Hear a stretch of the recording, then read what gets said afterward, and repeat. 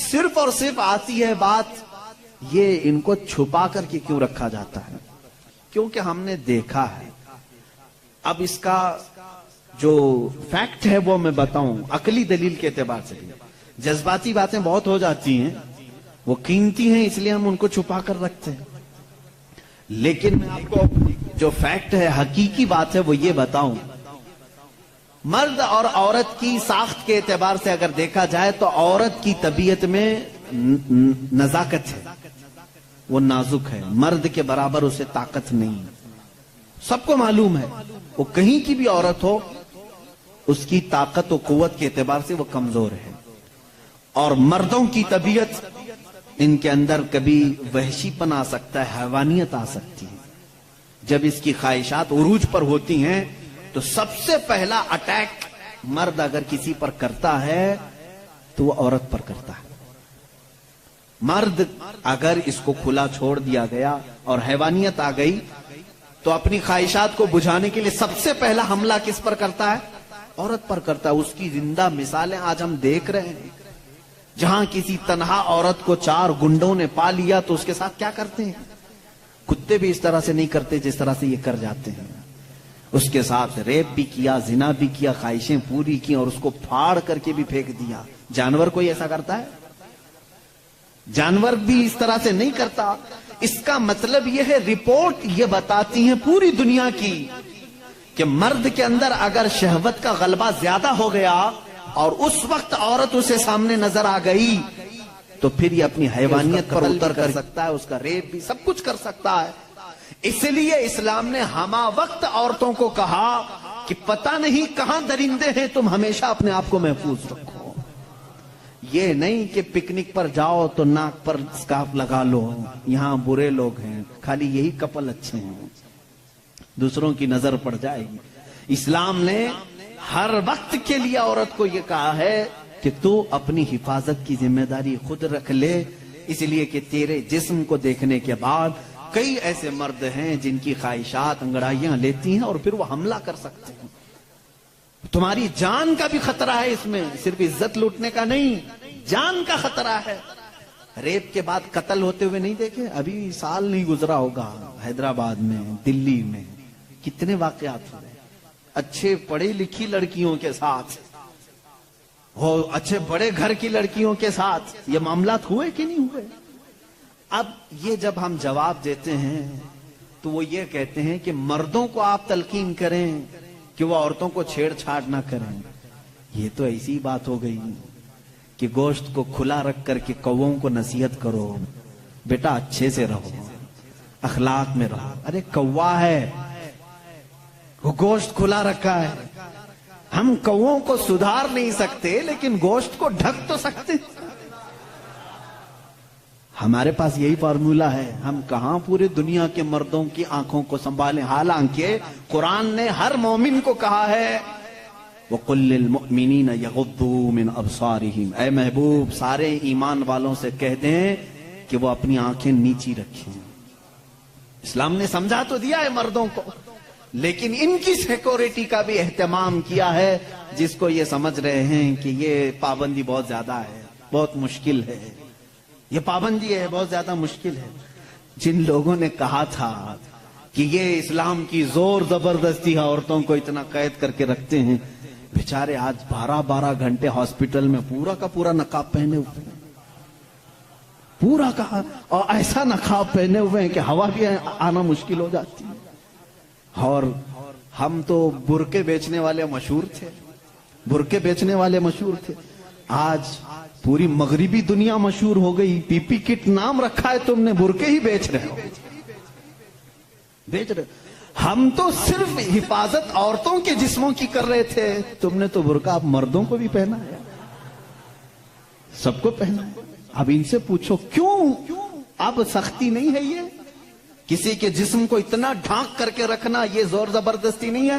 تم کہتے ہو اسلام اتنی سختی لے کر کے آیا ہے کہ عورتوں کو بند کر کے رکھا. اب یہ جواب نہیں، وائرس پھیلا ہوا ہے، وائرس پھیلا ہوا ہے، جسم کو لگ نہ جائے.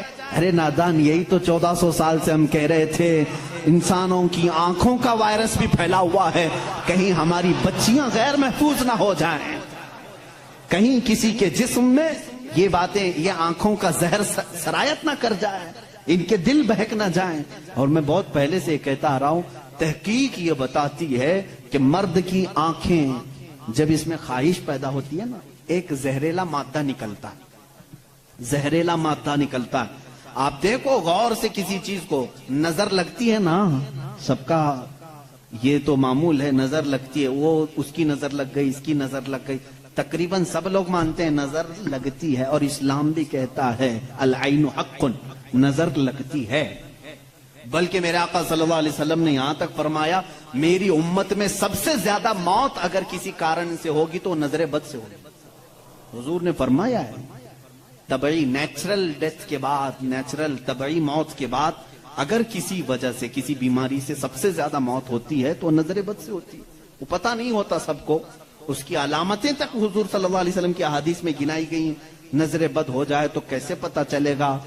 جسم کے اندر کیسی تبدیلیاں ہوتی ہیں کہ پتہ چل گیا کہ نظر لگی ہے، وہ پھر کبھی میں عرض کروں گا۔ لیکن نظر لگتی ہے یہ سب کو معلوم ہے، اور جدید تحقیقات کے اعتبار سے بھی اگر میں آپ کو بات کروں، پھول کو اگر زیادہ دیر تک تم دیکھتے رہو گے تو مرجھا جائے گا، کیونکہ ہماری آنکھوں کا زہر اس پر پڑتا ہے اور اس کی طبیعت مرجھا جاتی ہے۔ وہ جتنا اپنے ٹہنی میں لگ کر کے جتنی دیر تک تازہ رہ سکتا ہے، تمہارے ہاتھ میں آنے کے بعد اتنی دیر تازہ نہیں رہے گا، کیونکہ کچھ بیکٹیریا ہمارے اندر ہیں اور آنکھوں سے نکلنے والی چیزیں بھی ہیں۔ اسی طرح سے عورتوں کا جسم اتنا نرم ہے اور نازک ہے کہ باہر کے زہریلے مادے ان کے جسم پر پہلے اثر کرتے ہیں، مردوں کے جسموں پر کم، لیکن عورتوں کے جسموں پر زیادہ اثر کرتے ہیں۔ اب کوئی وحشی درندہ جس کی نگاہیں زہر پھینک رہی ہوں اور کسی لڑکی کا جسم ننگا ہو، وہ بغیر لباس کے ہو، تو ظاہر سی بات ہے اس کے جسم کے اندر جیسی ہی وہ نظریں جاتی ہیں، اس کے دل میں بھی برائیوں کی خواہشیں پیدا ہونا شروع ہوتی ہیں۔ ایک طرفہ نہیں ہوتی یہ سب چیزیں، اس کے اندر جو خرابی آئی وہ اس کی آنکھوں کی وجہ سے۔ اسی لیے میرے آقا صلی اللہ علیہ وسلم نے فرمایا فَإِنَّ الْعَيْنَ تَزْنِي، آنکھ بھی زنا کرتی ہے۔ حضور صلی اللہ علیہ وسلم نے فرمایا آنکھ بھی زنا کرتی ہے۔ اب مجھے بتاؤ میرے عزیزو، اسلام نے اتنی جو حفاظت کی ہے عورتوں کی، اس کو تم کہہ رہے ہو زور زبردستی ہے؟ اسلام دین فطرت ہے، صرف وہی بات کرتا ہے جو انسان کے لیے سوٹیبل ہو، جو تمہارے جینے کے لیے اچھا ہو۔ اب میں آؤ تو میں تم کو یہ بھی بتاتا ہوں، کچھ لوگ یہ کہتے ہیں کھانے پینے کے معاملات میں بھی، اب یہ بات تھی عورتوں کی، اور ہاں یہاں پر میں یہ بات بتا دوں کہ یہ برابری جس کو کہہ رہے ہیں نا، وہ برابری ہے نہیں۔ تم کبھی بھی اس کے جواب دینے کی بھی کوشش مت کرو۔ یہ برابری کس کو کہتے ہیں؟ ان کے سامنے رقص کرے، ڈانس کرے، برابر کرے۔ اگر مرد جو ہے کھلے عام گھومتا پھرتا ہے اور ننگا ہو سکتا ہے تو عورت کو بھی اتنا ہی ہونا چاہیے، عورت بھی اتنا ہی دکھائے۔ تو یہ تو ایسی برابری ہے کہ اتنا اگر شوق ہے برابری کا تو پھر ایسا کرو، اپنی بیوی کے ساتھ معاہدہ کر لو، 1 سال تو بچہ دے گی، 1 سال میں بچہ دیتا ہوں۔ یہ برابری کرنے کی چیز ہے؟ ارے سارا بچوں کا درد عورت ہی کیوں سہے؟ تم بھی تھوڑا سا پارٹنرشپ میں لے لو۔ ایسا نہیں کر سکتے، تمہیں معلوم ہے عورت کی فطرت ہے، کچھ چیزیں ایسی ہیں اس کی ساخت میں، اس کے لیے وہ ضروری ہیں، اور اسلام یہ سمجھتا ہے کہ عورت کے لیے اس کے گھر میں رہنا زیادہ سوٹیبل ہے بنسبت باہر گھومنے پھرنے کے۔ کھلے عام رہنے سے زیادہ اگر محفوظ کوئی عورت ہو سکتی ہے تو وہ پردے میں رہ سکتی ہے، اس لیے اسلام نے اس کو پردے کا حکم دیا۔ اس پر زور زبردستی نہیں، پابندی نہیں، اس کی فطرت ہے، وہ اسے جتنا محفوظ رکھ سکتے ہو۔ اب خریدنے والی چیزوں میں ہی آپ دیکھ لینا، اب اس کو میں عقلی طور پر اگر آپ کو بتاؤں، کچھ چیزیں ایسی ہیں آپ خرید کر، آلو پیاز لے کر کے آئے، آلو پیاز لے کر کے آئے، آپ کی کچن میں آپ نے اس کو کسی بٹی میں رکھ دیا، ٹوکرے میں رکھ دیا، کہیں پر بھی رکھ دیا، چل جاتا ہے، رکھ دیا۔ لیکن ساتھ میں آپ نے کچھ گوشت خریدا، کچھ ٹماٹے، کچھ دہی، باہر نہیں، فریزر میں رکھنا پڑتا ہے۔ بھائی ان کو دونوں کو برابری دو. دہی کو بھی ٹوکرے میں کیوں نہیں رکھتے؟ گوشت کو بھی باہر اس ٹوکرے میں کیوں نہیں رکھتے؟ آپ خود کہیں گے. کچھ چیزیں ایسی ہوتی ہیں جن کی سیفٹی فریزر کے اندر ہے، کچھ چیزیں ایسی ہیں کہ وہ باہر رہ کر کے بھی سلامت ہیں. جب تمہیں دنیا کے ہر نظام میں یہ بات سمجھ میں آتی ہے تو اللہ نے مرد اور عورت کو پیدا ہی ایسا کیا ہے کہ مرد اگر باہر رہے تو سیف ہے، اس کے جسم کی ساخت ایسی ہے، لیکن عورت گھر کے اندر زیادہ سیف ہے. اس لیے اسلام نے اسے پردے کا حکم دیا ہے. بات سمجھ میں آ گئی؟ اسلام نے زور زبردستی اس کو پابند نہیں بنایا، زور زبردستی پابند نہیں بنایا. بہرحال یہ ایک بہت بڑا عنوان ہے. عورتوں کے حقوق کی بات اگر کوئی ایسا بندہ کرتا تو سمجھ میں آتا جو عورتوں کو مرتبے میں بڑھا کر کے یوں کہے کہ عورت کے قدموں کے نیچے جنت ہے. اگر کوئی ایسا شخص کہتا تو بات سمجھ میں آتی جو یہ کہے کہ بیوی کو ایک لقمہ کھلاؤ تو صدقے کا ثواب ہے. اگر کوئی ایسا شخص کہتا جو یہ کہے کہ ایک بیٹی کو پال کر نکاح کر دو تو جنت واجب ہے.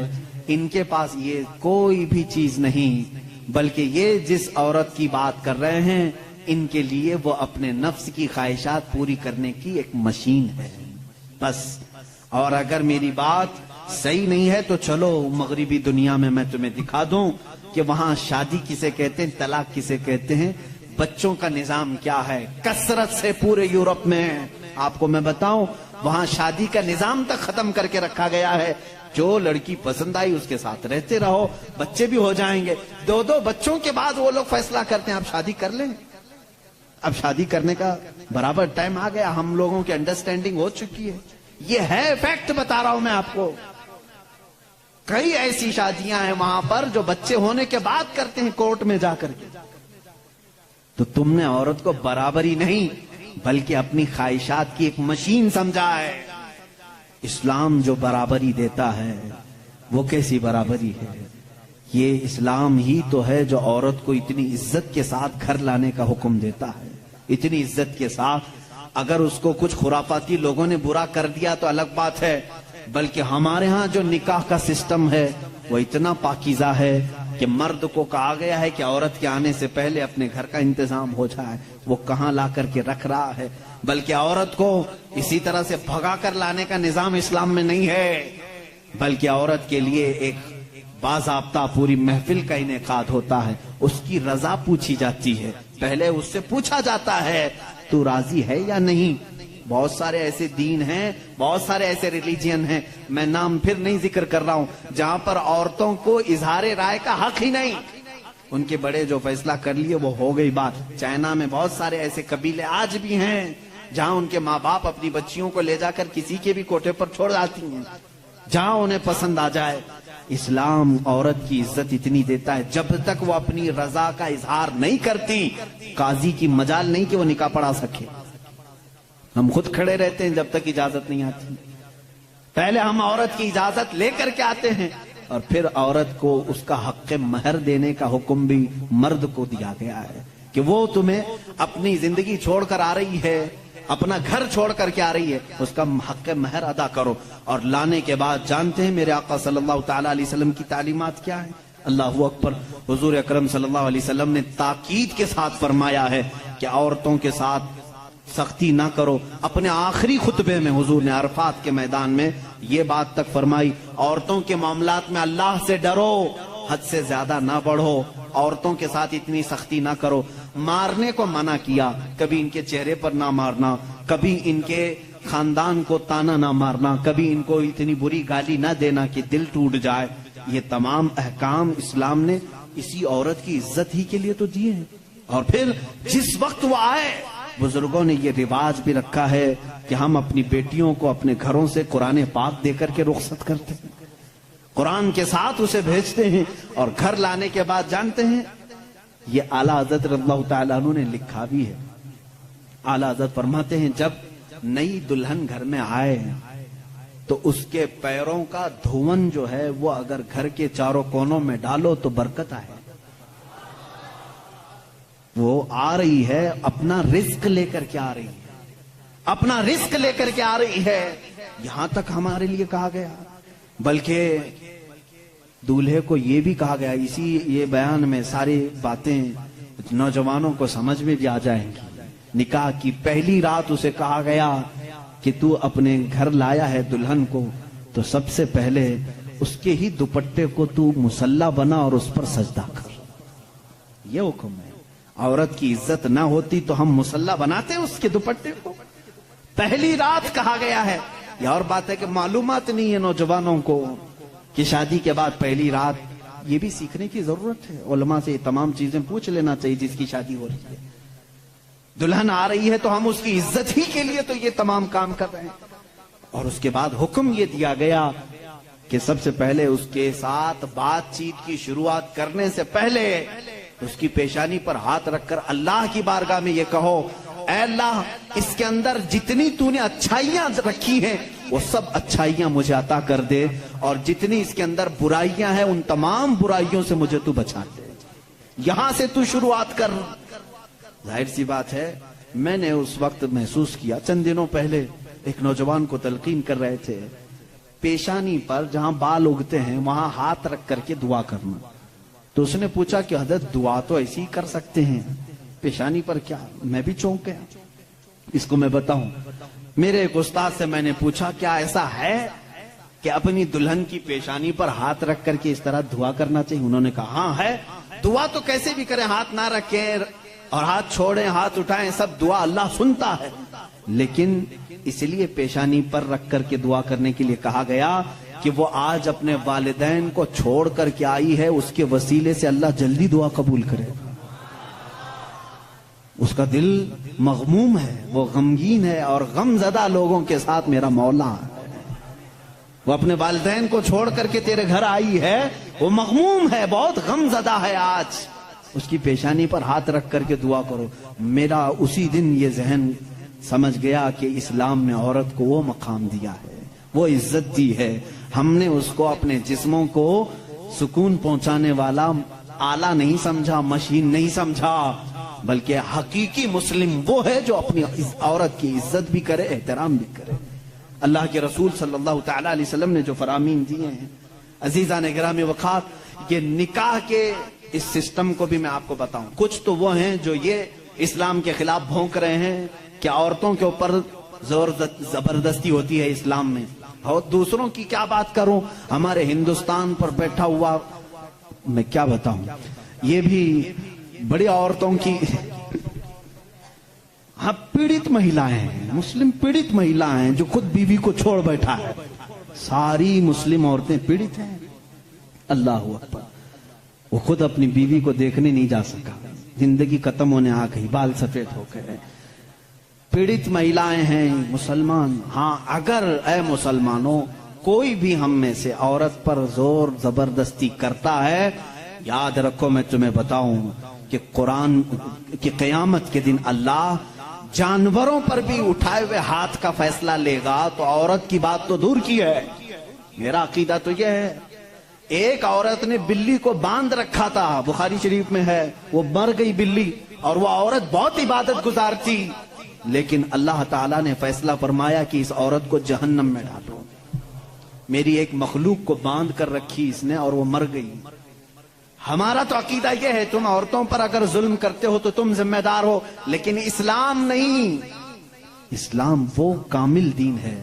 یہ بیچارے کیا پڑھ پائیں گے جن کو کبھی ڈھنگ کی سپیلنگ نہیں آتی، کبھی یہ ایک ایسا ہوتا ہے کہ ڈمرو بجاؤ تو کوئی ناچتا ہے، اسی طرح سے کچھ لوگ پیچھے سے کچھ لکھ کر کے دیں، کچھ بیان کرنے کے لیے، تو کچھ لوگ کہہ جاتے ہیں، ان کو خود نالج نہیں ہوتی۔ ایسے ہی کچھ لوگ اسلام پر بھی بوک